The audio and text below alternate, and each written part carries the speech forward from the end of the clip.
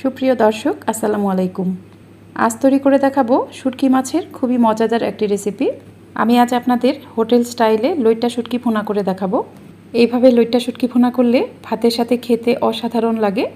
আপনারা অবশ্যই ভিডিওটি শুরু থেকে শেষ পর্যন্ত দেখবেন।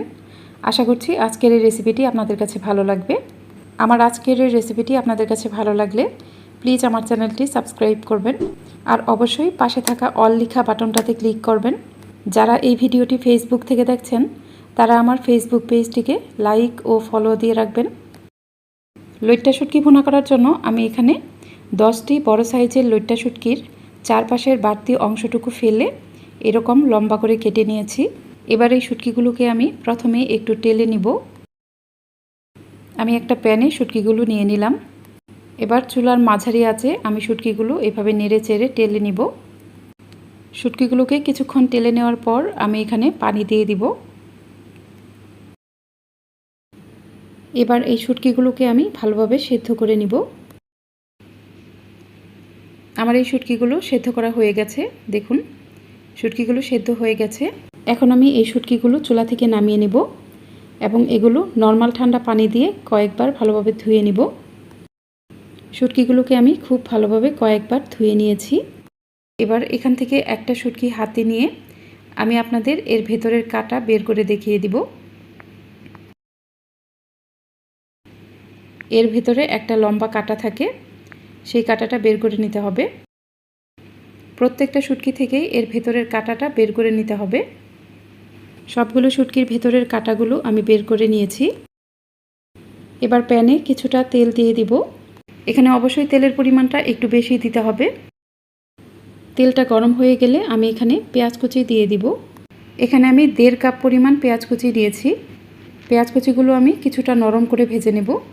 পেঁয়াজ কুচিগুলো যখন কিছুটা নরম হয়ে যাবে তখন আমি এখানে শুটকিগুলো দিয়ে দিব। শুটকিগুলো আমি পেঁয়াজের সাথে কিছুক্ষণ ভেজে নেব। শুটকিগুলো পেঁয়াজের সাথে কিছুক্ষণ ভেজে নেওয়ার পর আমি এখানে রসুন কুচি দিয়ে দিব। এখানে আমি 1/2 কাপ পরিমাণ রসুনের কোয়া নিয়েছি।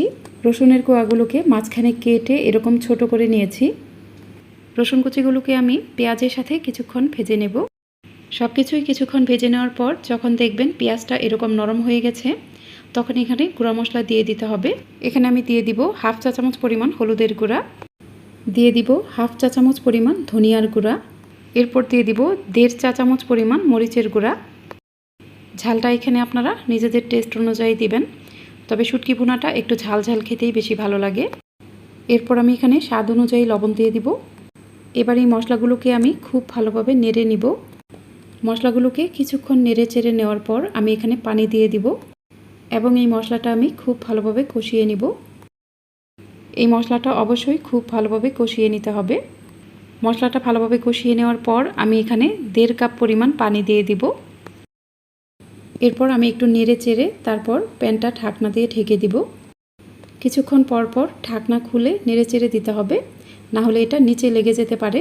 তরকারিটা একটু নেড়ে চেড়ে দেওয়ার পর আমি এখানে কয়েকটি আস্ত কাঁচামরিচ দিয়ে দিব। কাঁচামরিচটা দেওয়ার পর আমি একটু নেড়ে চেড়ে মিশিয়ে নেব। এরপর আমি প্যানটা আবারও ঢাকনা দিয়ে ঢেকে দিব। পানি শুকিয়ে যখন তেলটা বের হয়ে আসবে তখন আমি ঢাকনাটা খুলে নিব। দেখুন পানিটা কিন্তু একদমই শুকিয়ে গেছে। যখন দেখবেন শুটকি ভুনা থেকে অনেকটা তেল বের হয়ে এসেছে তখন বুঝবেন রান্নাটা হয়ে গেছে। আমার রান্নাটা হয়ে গেছে। এখন আমি প্যানটা চুলা থেকে নামিয়ে ফেলব। এই শুটকি ভুনাটা গরম ভাতের সাথে খেতে কতটা মজার হয় সেটা আমি আপনাদের বলে বোঝাতে পারবো না। আপনারা অবশ্যই আমার পুরো রেসিপি ফলো করে বাসায় একবার ট্রাই করবেন। আর আপনাদের রেসিপিটি কেমন হলো আমাকে কমেন্টস বক্সে জানাতে ভুলবেন না। আশা করছি আমার আজকের এই লোভনীয় স্বাদের লইট্টা শুটকি মাছের ভুনাটিও আপনাদের সবার কাছে খুবই ভালো লেগেছে।